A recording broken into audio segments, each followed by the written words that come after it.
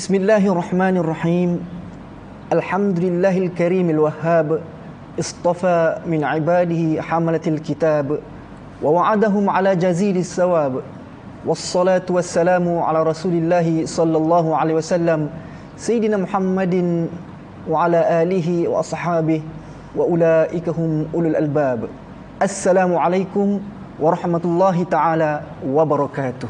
Waalaikumsalam warahmatullahi wabarakatuh. Alhamdulillah para penonton, kita bertemu sekali lagi dalam rancangan Muqaddam, di mana rancangan yang membincangkan tentang tajwid Al-Quran, fasahah Al-Quran dan apa saja perkara asas berkenaan dengan Al-Quran.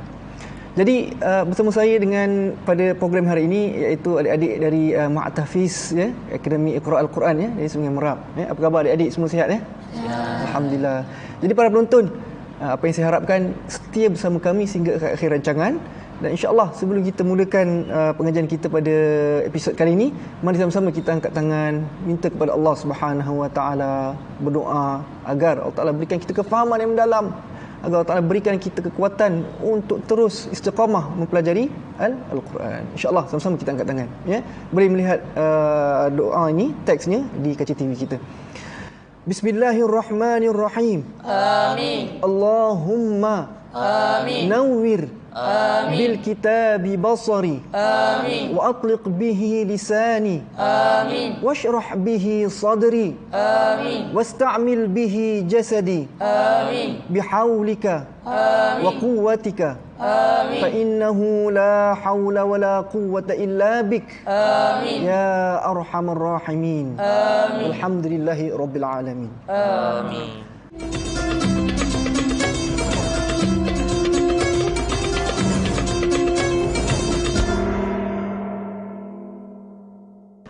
Baik, para penonton, episod yang lalu kita telah bincangkan tentang hukum basmalah. Apa basmalah? Basmalah apa? Bismillah. Penuh kan? Habiskan. Bismillahirrahmanirrahim. Ada teksnya ataupun dalil ni dalam Al-Quran kan? Surah An-Naml, iaitu berkaitan tentang teks Bismillahirrahmanirrahim. Jadi para penonton pun dah tahu Bismillah itu apa. Jadi hari ini kita nak sambung lagi tentang bacaan basmalah. Bacaan basmalah ni semua kita wajib baca di awal surah. Kecuali satu surah saja. Surah apa namanya? Surah Bara'ah. Surah apa? Surah Taubah ya. Para tuan, surah Bara'ah nama lain iaitu surah Taubah. Iaitu surah yang membincangkan tentang pengabdian taubat kita kepada Allah Subhanahu Wa Taala. Jadi di awal surah Taubah ini ya, adik-adik para penonton, di awal surah ni dalam Al-Quran sekalipun tak tertulis perkataan ataupun ayat Bismillah. Kalau semua tulis Bismillah. Ya, jadi Taubah tak tulis Bismillah. Jadi kita nak tengok macam mana kalau kita nak kaitkan Bismillah ni. Macam mana kita nak baca? Kalau nak baca juga Bismillah dalam surah Al-Anfal, faham tak? Ya. Jadi kita tengok. Kalau yang dulu kita dah bincang 3 perkara atau 4 perkara tentang antara surah Al-Anfal dan surah Taubat atau Bara'ah. Di akhir surah Anfal nak sambung surah Taubah, macam mana cara dia nak masukkan Bismillah? Ada cara dia. Mari kita tengok satu persatu. Kita tengok kat skrin ni. Tengok cara pertama dulu kita dah bincang, iaitu cara berhenti semua. Yakni akhir surah Anfal berhenti, kemudian awal surah Bara'ah berhenti, lepas tu baca Bismillah berhenti. Kita dah bincang. Ingat tak adik-adik, ingat tak? Ya, para penonton mesti ingat, mesti ada catat dulu kan nota. Cuba tengok. Yang kedua, saktah. Saktah apa?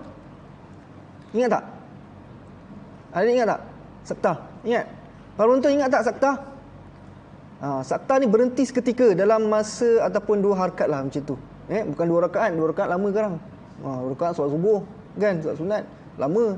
Okey, dalam 2 detik begitulah berhenti dengan satu nafas. Satu nafas, jangan ambil nafas, jangan curi nafas, berhenti. Dalam 2 detik 2 harakat, kemudian sambung ayat yang sama. Itu saktah. Yang ketiga, sambung semua. Ini siapa yang nafas panjang, sambunglah semua. Ya, akhir surah Anfal, surah Bara'ah dan Bismillah. Yang keempat, iaitu 3 wajah bagi sukun al-mahad. Ya, 3 wajah bagi sukun al-mahad, bagi waqaf dan saktah. Sukun mahad ni apa? Sukun al-mahad ini adalah sukun mati yang mutlak. Maknanya di akhir huruf itu tidak ada bunyi huruf berbaris atas ke, muncung ke, ismam ke, apa ke, tidak ada. Yang ni 4 kita dah belajar pada episod yang lalu, kalau adik masih ingat kan. Jadi ustaz ringkaskan sajalah sebab kita tak perlu lagi panjang kan, sebab kita nak masuk yang seterusnya kan. Jadi kita tengok cara membaca basmalah di akhir surah Al-Anfal dan Al-Surah Bara'ah ini ada 6 caranya. 6 cara.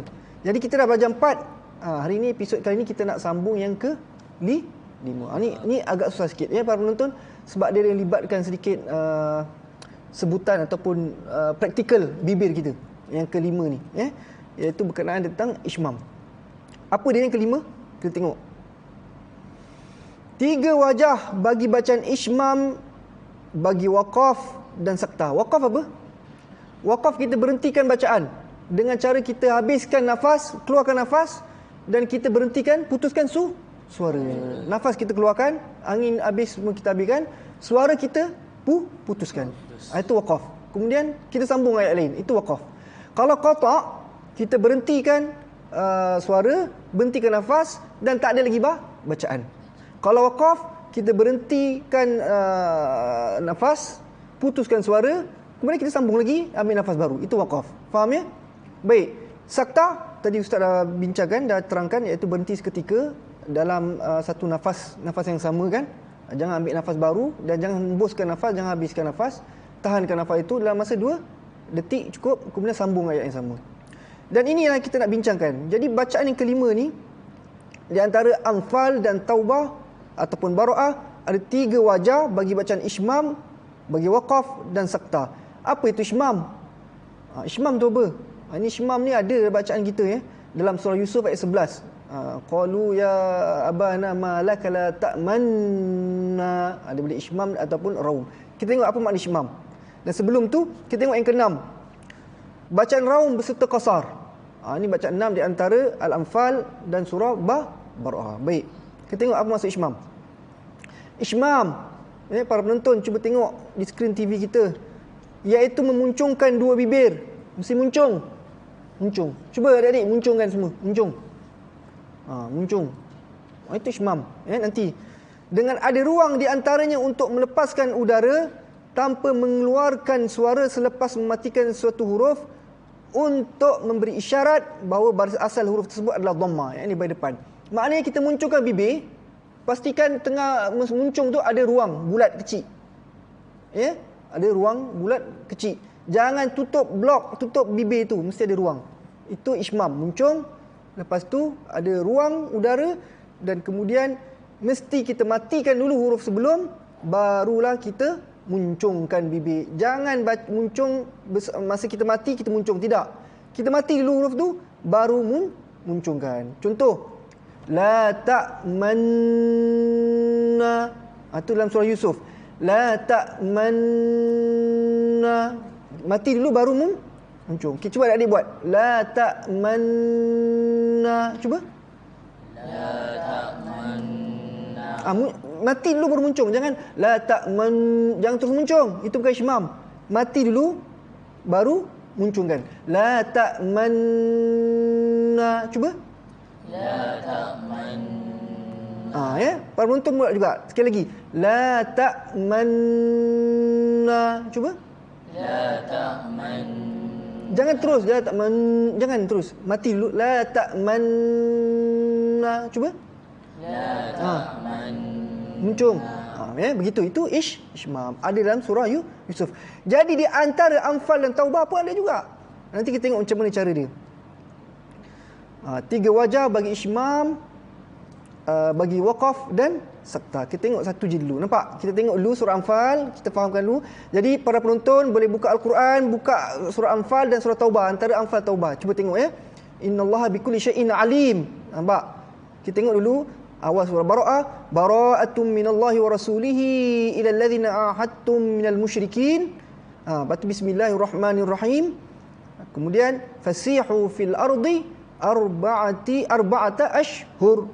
Itu kita dah masuk ayat yang kedua dalam surah Taubah. Tengok, buka, para penonton boleh buka Quran, kita tengok dulu ayatnya. Lepas ni Ustaz akan terangkan macam mana cara ishmam bagi waqaf dan saktah untuk kita selitkan basmalah. InsyaAllah sebelum Ustaz terangkan, para penonton jangan ke mana-mana, kita akan bertemu sekali lagi. Kita berhenti rehat seketika, insyaAllah. Jangan ke mana-mana, banyak lagi kita nak terangkan. Okey.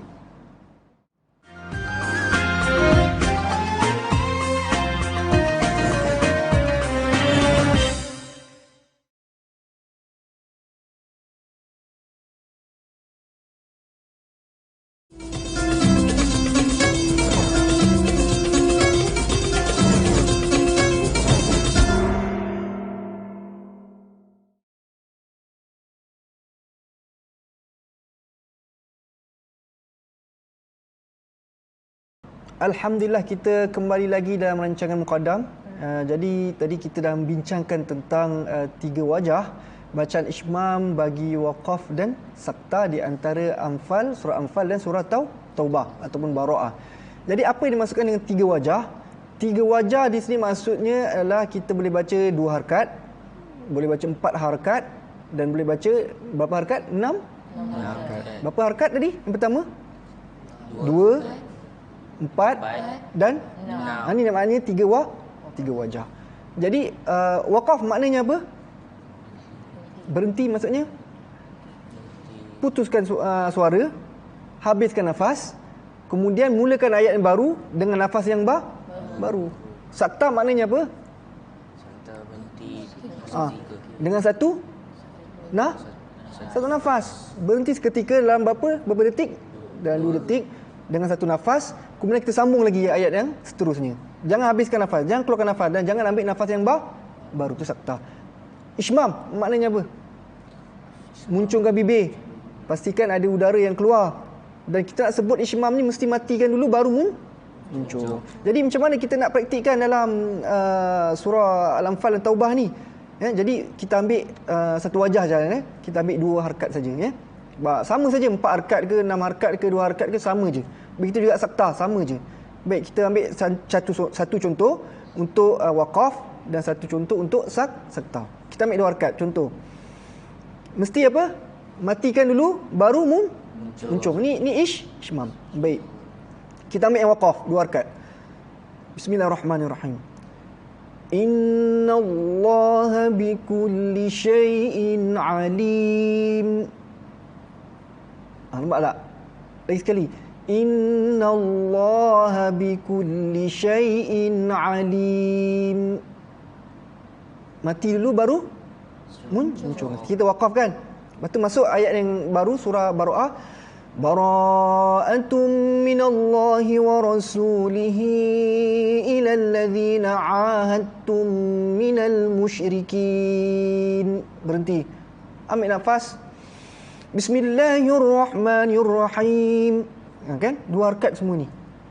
Fasihu fil ardi 4 ashhur. Nampak tak? Tadi semua 2 harakat. Daripada alim 2 harakat, daripada musyrikin pun 2 harakat, bismillah pun 2 harakat. Bismillah masuk tak? Dah masuk. Yang penting kita fokuskan dekat alim tadi. Innallaha bikulli syai'in alim. Mati baru muncul. Jangan muncul terus. Innallaha bikulli syai'in alim. Itu bukan ishmam. Mesti mati dulu baru muncul. Itu contoh bagi waqaf. Contoh bagi pula contoh sakta. Sakta tadi apa? Dengan satu nafas kan? Innallaha bikulli syai'in alim. Bara'atum minallahi wa rasulih. Sampai habis. Tapi dengan satu nafas. Jangan curi nafas. Itulah dia ishmam. Jadi cara ini boleh untuk kita baca di antara Anfal, surah Anfal dengan surah Bara'ah. Lepas tu baru masuk bismillah. Itu contohlah. Boleh baca 2 harakat, 4 harakat dan 6 harakat bagi waqaf. Kalau sakta 2 harakat saja. Dia ibarat macam wasal, tetapi dia ada sakta. Baik, kita tengok apa kata Raum pula. Bacaan yang ke-6, cara yang ke-6. Raum iaitu melemahkan suara huruf, dan sebahagian besar suara huruf itu akan lenyap, hilang, serta ia didengari oleh orang-orang yang berhampiran saja, dekat saja yang dengar. Macam mana caranya? Iaitu membunyikan 1/3 daripada baris. Kalau baris atas tapi sikit je. Baris depan Baris bawah I. Itu 1/3 pada bunyi baris asal, ya. Tidak boleh dipraktikkan kecuali dengan bacaan qasar. Bacaan qasar yakni mat yang 2 harakat saja. 4 tak boleh, 6 tak boleh. Iaitu ketiadaan mat ketika bacaan waqaf sahaja. Dia hanya dibaca secara waqaf saja. Berlaku pada huruf yang berbaris kasrah, iaitu baris bawah, atau majrur. Majrur yakni dengan huruf ya, dan dhammah baris depan, atau marfu' dengan huruf waw. Banyaklah dalam Al-Quran kalau kita nak waqaf, sama ada baris depan, baris bawah, huruf waw atau huruf ya, maka ini dibenarkan untuk dibaca secara raum, ya. Cuma orang dekat-dekat je dengar. Baris depan jelas kan, tapi kalau diraumkan sikit je, 1/3. Sikit je. Kalau baris bawah i. Macam tu je, jangan kuat. Dengan syarat orang terdekat saja yang dengar. Kalau sampai jauh sana, sampai orang belakang sana, sampai ramai semua dengar, maka itu bukan raum lagi. Itu dah baris kasrah yang kuat bacaannya, ya. Kita tengok. Kita tengok contoh satu, ya. Okay, macam mana? Ustaz buat contoh sekali je. Contoh. Kita ambil raum 2 harakat. Innallaha bikulli syai'in alim. Dengar tak? Dengar tak? Orang terdekat saya dengar. Innallaha bikulli syai'in alim. Dengar tak? Mungkin orang dekat sini dengar. Tapi kalau jauh-jauh sana dah ramai, kalau dengar itu bukan lagi raum, itu dah kuat dah bunyinya. Innallaha bikulli syai'in alim. Itu kuat. Sikit je. Alim. Perlahan je, ya. Lepas tu ambil nafas. Bara'atum minallahi wa rasulihi. Sampai habis. Berhenti. Lepas tu ambil lagi. Bismillahirrahmanirrahim. Fasihu fil ardi arba'ata ashhur. Okay, faham tak raum? Maknanya raum ini, bacaan hurufnya itu, barisnya itu baris depan atau baris bawah. Dan dalam surah Al-Anfal ini, di antara Anfal Taubah, hurufnya baris depan. Alim tu, maka alim itu dibaca mu tu kan, dibaca perlahan je. Alim. Faham tak? Jangan kuat. Alimun. Jangan kuat. Alim. Perlahan je, sikit je. Ya? Jangan kuat. Itu nama raum. Yang ismam tadi apa? Muncung. Muncung dulu ke ataupun mati dulu? Mati dulu baru muncung. Itulah dia. Ya? Baik, kita tengok. Kaitkan sikit sifat huruf. Jadi sebelum ni kita dah bincang sifat huruf, iaitu huruf eja, huruf ha. Jadi sebelum ustaz terangkan sifat huruf ha ia ini, para penonton yang ke mana, kita berehat seketika. Lepas ni insya-Allah kita bertemu kembali lagi dan kita akan bincangkan huruf ini.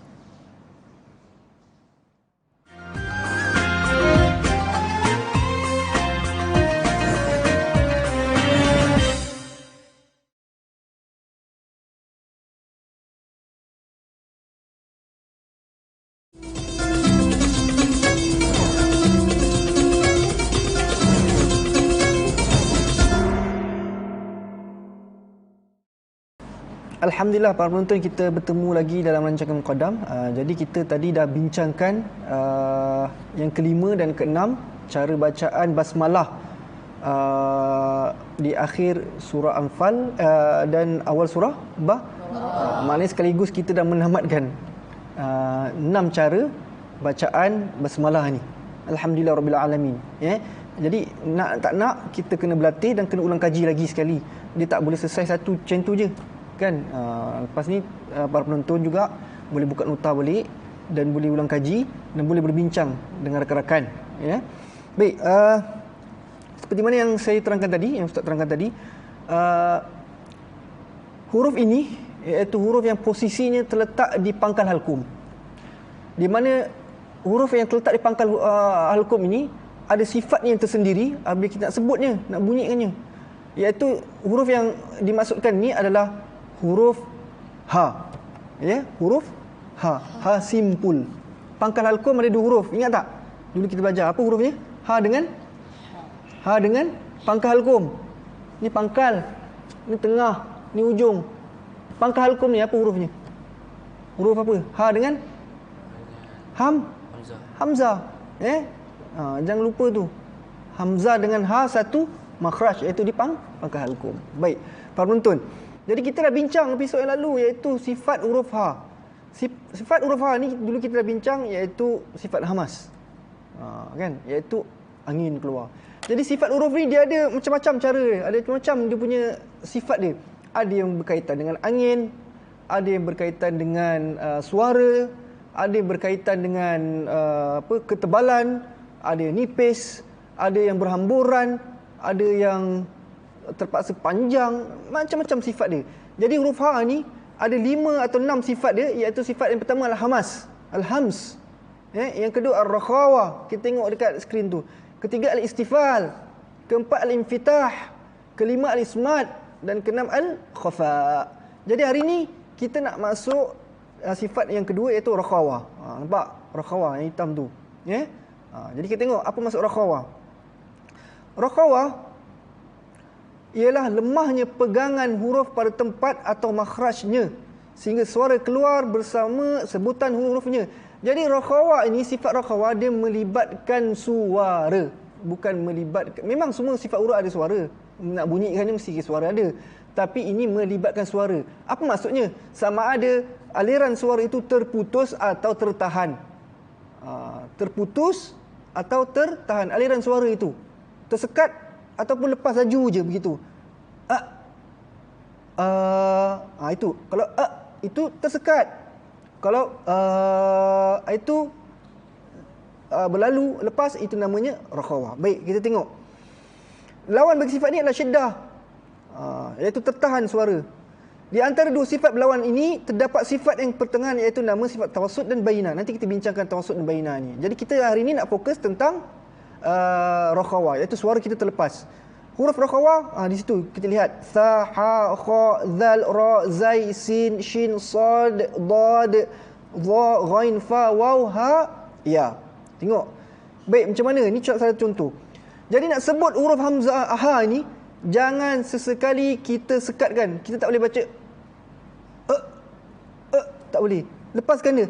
Ha. Cuma sebut lepaskan jangan sebut ha.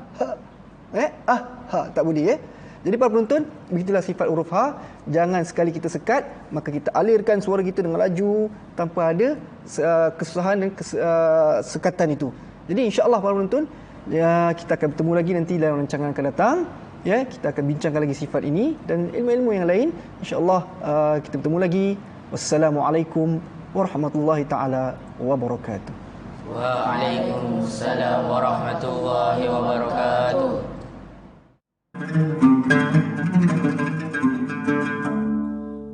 كلام قديم لا يمل سماعه تنزع عن قول وفعل ونيات تنزع عن قول وفعل ونيات فيا رب متعني بسر حروفه ونور به قلبي وسمعي ومقلاتي ونور به قلبي وسمعي ومقلاتي وسهل علي حفظه ثم درسه بجاه النبي